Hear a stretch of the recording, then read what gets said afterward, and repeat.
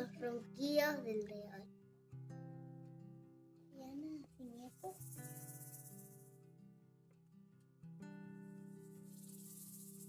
En la selva cuando llega la noche. El cielo se pone negro y se asoma la luz. Desde los árboles la da todo sueño.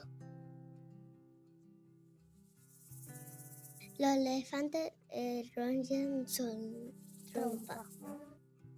Los monos se acomodan en las ramas. Los hipopótamos se chapotean antes de dar los ojitos. Los vientos se roncan. Los avestruces meten la cabeza en un huevo. Los loros dejan de hablar. Las cebras dejan de cortarse las rayas.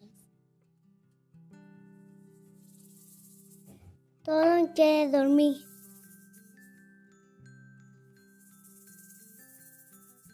Todo no. Bueno, todo no. Hay este bicho que le gusta nadar de noche. Que no hace tanto calor. Pero últimamente en la selva nadie puede dormir. Porque cuando se hace de noche, el cielo se pone negro, se asoma la luna redonda, se oyen ruidos terribles. Unos ruidos que nunca se habían escuchado. Eran tan fuertes que despertaban a todos. Eran los ronquidos del león.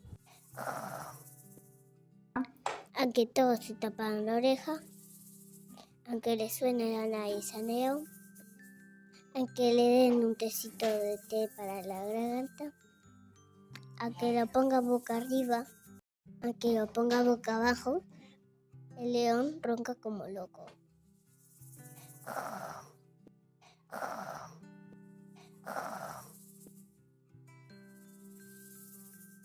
Cuando llega la noche, el cielo se pone negro. La asoma la luna redonda. Nadie puede dormir en la selva. Bueno, nadie no. A mí no me mata aquí. El león.